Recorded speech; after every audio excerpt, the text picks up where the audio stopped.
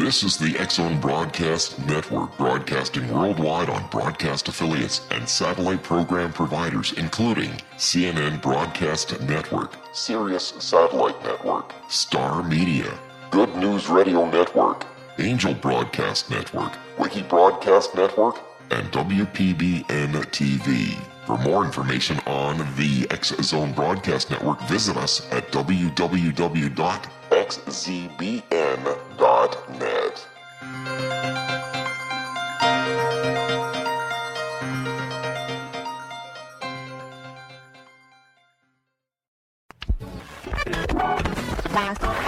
All Hit Radio.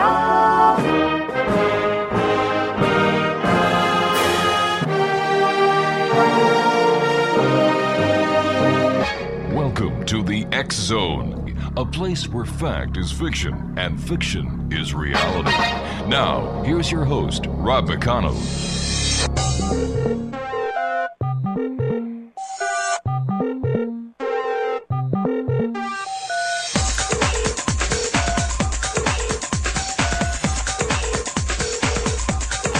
Welcome back to the X-Zone, everyone. My name is Rob McConnell. We're coming to you from our broadcast center in Hamilton, Ontario, Canada. Worldwide, toll-free, 1-800-610-7035.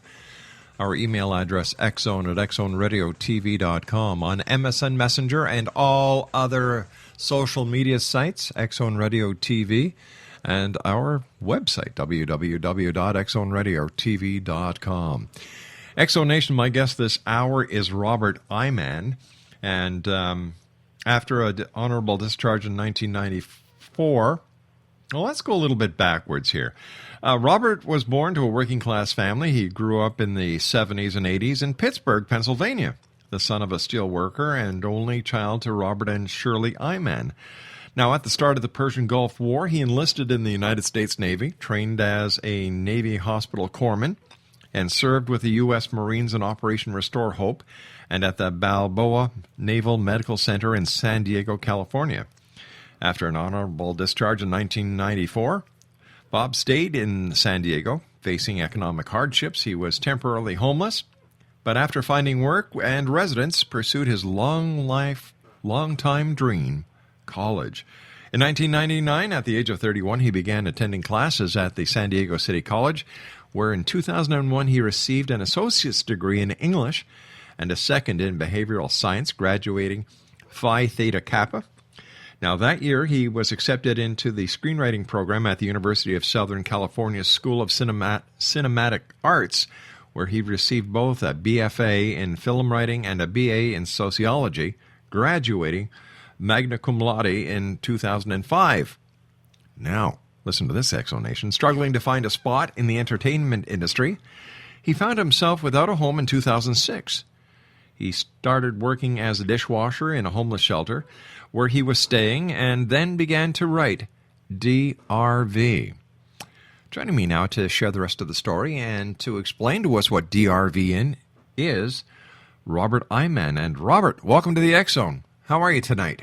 Rob, thank you for having me. I'm so excited to be with you tonight to talk to you in the X-Zone Radio Nation about DRV. It's a fantastic honor. Thanks for having me. Hey, my great pleasure, sir. Tell me, what is DRV? DRV is an acronym that stands for Directed Remote Viewing. It's a title I came up for this fictional work. It's paranormal suspense work, the background of which is based somewhat in fact. DRV, as I said, stands for Directed Remote Viewing. That's the title of the work. Mm-hmm. And it's based on an occurrence that happened in the United States military history back in the 1980s, where they started a remote viewing program. Now, remote viewing is purported to be this ability to be able to view, experience an event without actually physically being there. Right.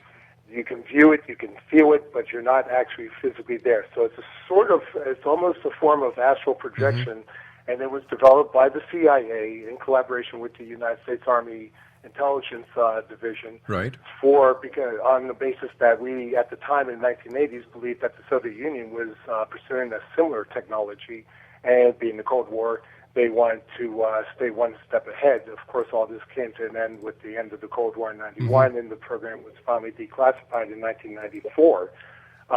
Personally, I first heard about it back in '96 after the TWA Flight 800 crash during a radio interview of one remote viewer who had remote viewed the crash. That's another important note about this, is that events by a remote viewer, according to the researchers and developers of this program, purport that the event could have happened in the past, the event could be happening in the present.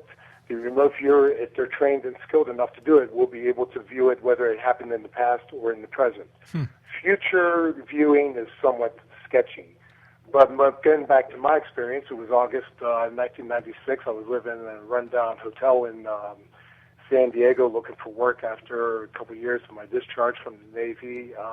Couldn't find anything, and I turned on a radio one night and listened to this remote viewer give a report of his remote viewing of the flight of TWA Flight 800 that crashed, exploded midair off the New Jersey coast in August of 1996. And he had this event had only happened within like 3 weeks of me hearing this interview with this remote viewer. All right, Rob, what we're going to do, Bob, here is we're going to do a bit of a cliffhanger because I have to take a commercial break.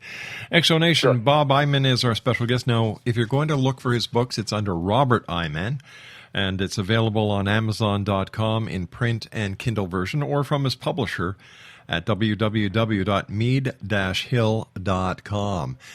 And Robert Iman and I will be back on the other side of this commercial break talking about his novel entitled DRV. Remote viewing is the subject of this hour, and Robert Iman and I will be back on the other side of this 2-minute break as we continue here in the X Zone from our broadcast center in Hamilton, Ontario, Canada. Don't go away.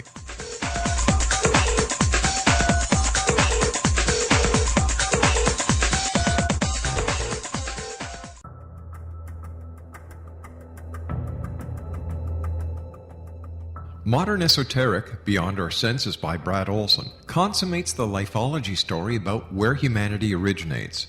It is the lost continents, the primitive wisdom, the mythos of creation, and the rethinking of ancient history as we are taught in academia. There is much more to the story than what we have been told. As this is the first book in the Esoteric series, Modern Esoteric starts at the beginning of time and accelerates up to this modern age. Future Esoteric is book 2 in the series and takes a forward-looking position ahead of today with an open and honest examination of the ET issue and various unexplained phenomena. To discover the writings of author Brad Olson, visit www.bradolson.com. That's www.bradolson.com.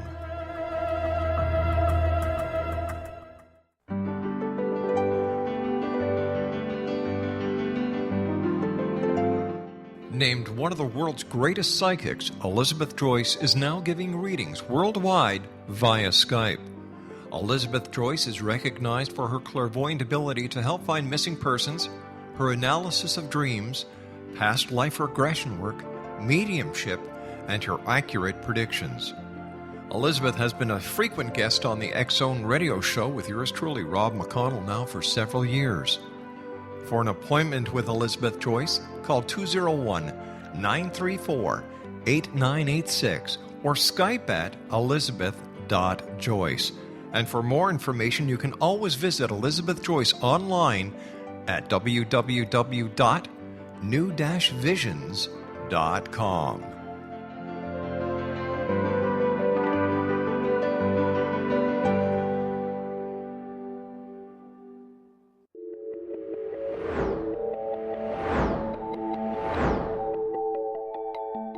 Do you have a dis-ease that you would like to alleviate through a natural means? Have you been contacted by angels, ghosts, or even extraterrestrials and want to validate these experiences? Or would you simply like to speak with someone who can help you find your life's purpose? I'm Dr. Joseph Mara, and I'm offering my services free of charge for first-time clients contacting me during the month of April.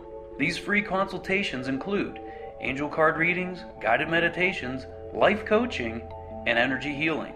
If you have always wanted to explore these types of experiences but were skeptical or simply could not afford them, then take advantage of this free special offer. Contact me through my website, aguidinglight, spelled LITE.com, to schedule your consultation today.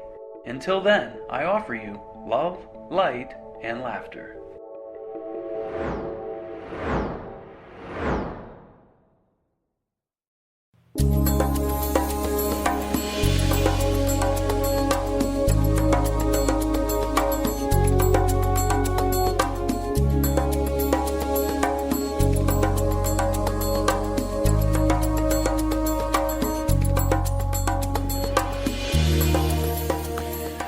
Nation, we're talking about remote viewing this hour. My guest is Bob Iman, and he's the author of DRV. It's published by Mead Hill. Their website is www.mead-hill.com, and his books are available on Amazon.com in print and in Kindle format. All right, Robert, so take us back to that. You're in San Diego, living in a hotel. You've been discharged for a couple of years. You're listening to a radio show, and the person is talking about remote viewing. Now, they're talking about Flight 800. So take it from there, my friend. Flight TWA, Flight 800 that exploded off the coast of New Jersey in August 96. And when I was listening to this interview, this was only within 3 weeks of the crash itself. Well, as time passed, I became pretty good friends with the management of the hotel, and I was able to find employment there.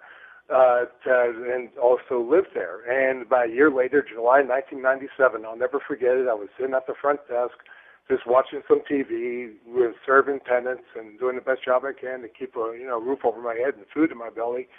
And out of the blue, there's this special report about the findings from the FAA regarding Flight TWA Flight 800. Now, the remote viewer, a year before, had not just said that the plane had crashed due to technical difficulties.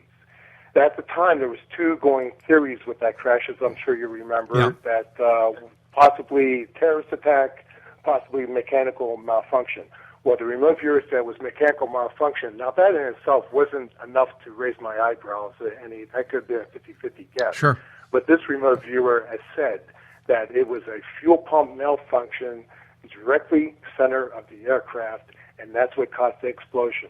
And a year later, there I was, July 1997, going through the routines of my job, with TV blaring on in the background, and just out of the blue, FAA says they, a year later, had ruled that the flight came down due to a mechanical malfunction with the main fuel pump and the main fuel tank directly center of the aircraft. Rob, I swear, you could have knocked me over with a feather at that moment. I was like, oh, my God, there might be something to this. Yeah. And that's when I started doing a little research into it and discovered this. And the writer in me, as I started getting more and more interested, now it should be, and just for the purposes of prudence and making sure your listeners get all of their facts, the success rate when this was a military program is somewhat debated. The most commonly success rate of actually obtaining actionable data, that is data that special forces or police can actually utilize to solve a crime or save hostages or use a value, was only reported to be around 34%. However, the program went on until 1994, so that raises some eyebrows for me again. I mean, maybe that's just wasteful government spending. Maybe success rates were somewhat different than reported. One going theory in the remote viewing community is that the reason why it was declassified is to drive it deeper, to make it an even deeper black operation, that if you declassify it, everyone stops talking about it, and it's no longer newsworthy. You wait for the next news cycle, and the business goes on as usual. But that's one theory. I don't have any evidence of myself. And as I was listening, as I was researching on this, I thought this would be just make the fantastic context for a movie or a book or a story. That was the basic. That was my intro to remote viewing. But my inspiration for DRV is the same inspiration I've always had with all my writings and all my works, is my fantasy life. Because I grew up as an only child in a rather impoverished circumstances, we didn't really have much. You know, we did the best we could. My Father did. He was still a very hard-working man. Mother passed away of pancreatic cancer back in August of 1988. But what